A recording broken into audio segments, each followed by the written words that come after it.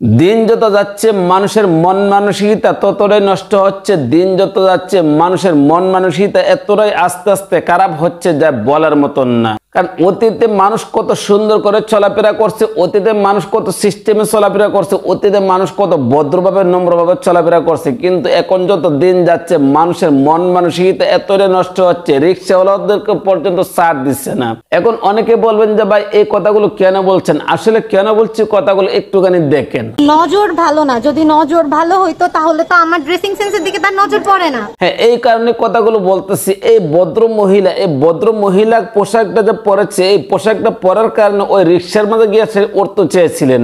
আপনার তো মিয়া নজর ভালো না। আমার নজর ভালো দেখেই তো আপনার তো নজর ভালো না।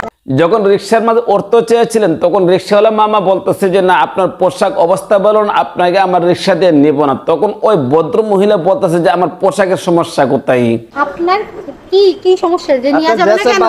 তখন এই নিয়ে এসে বেশ মোটামুটি একটা তর্ক চলছে তাদের মধ্যে। এই মুহূর্তে একজন ভাই আসছে, আইসে ওই ভাই কি বলতেছে এই ভাইয়ের কথাটা একটু শুনি। জাসের নিয়ে কথা বলছি, এই জন্য এটা বাংলাদেশ। আর 10টা মেয়ে যেভাবে চলাফেরা করে ওনাকে ওইভাবে চলতে হবে। আসলে ভাই একটা জিনিস চিন্তা করে দেখেন, তারা যেরকম ভাবে যে কথাগুলো বলতেছে, আসলে বিষয়টা হচ্ছে এই যে এই মহিলা যে পোশাকটা পরেছে, এই পোশাক পরে কি রাস্তাঘাটে ভাই বের হওয়া যায়? আরে না বেটা, আসলে মানুষদেরকে তো লজ্জা শরম নাই, নির্লজ্জ আর বেহায়া যদি হয় তখন গিয়ে আসলে তারা এসব ধরনের পোশাক পরে। আর এসব ধরনের পোশাক যখন পরে তখন আইসে আবার বলে কি, ছেলেরা কোনো কিছু বললে বলে কি এপ্রেজিং করেছে।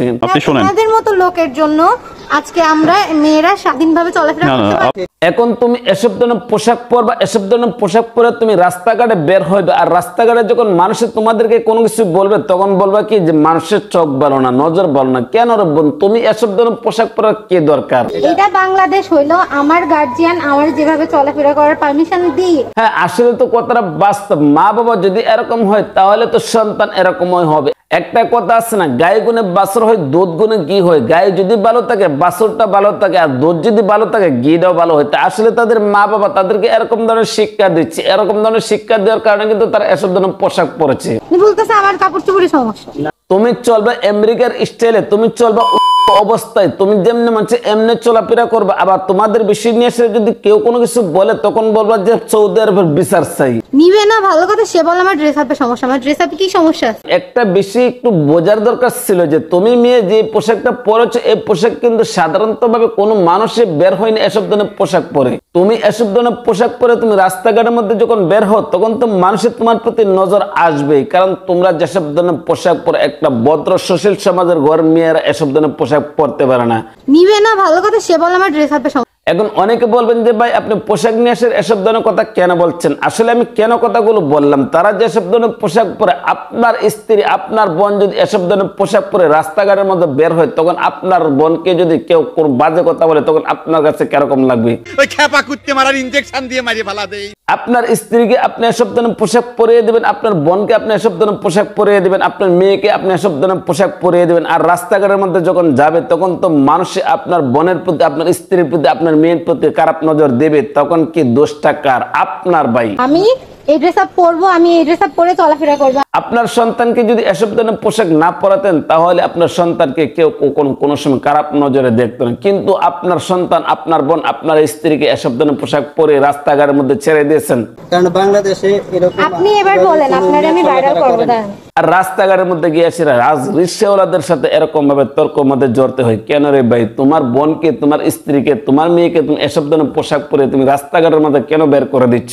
জাসা ভালো না, আমাদের দেশে এইভাবে আর কোনো 10 জন চলাফেরা করে না। একটা কথা আছে, কুকুর কোনো সময় কোনো ধরনের কোনো লজ্জা শরম হয় না, কারণ কুকুর সবসময় উলঙ্গ অবস্থায় থাকে। আর তুমি মেয়ে এরকম ধরনের পোশাক পরে তুমি এরকম ভাবে রাস্তাঘাটের মধ্যে বের হবে, তাহলে ভাই কুকুর মাঝে তোমার মধ্যে পার্থক্য কি?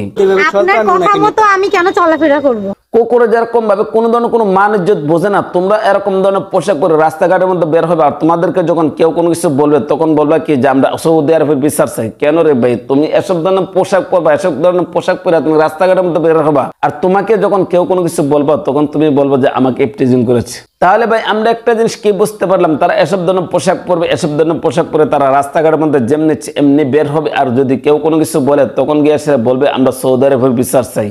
আমি এই কথাগুলো কেন বললাম যে একটা মেয়ে যদি এসব ধরনের পোশাক পরে রাস্তার মধ্যে বের হয় আর রিক্সাওয়ালার সাথে যদি তারা এসব ধরনের পোশাক পরে তর্কের সাথে জড়িয়ে যায়, রিক্সাওয়ালা মামা তো এই কথাটা বলেছে যে আপনার পোশাক ভালো না। রাস্তার নিয়ে কথা বলছি এই জন্য এটা বাংলাদেশ, আরো 10টা মেয়ে যেভাবে চলাফেরা করে ওনাকে ওইভাবে চলতে হবে।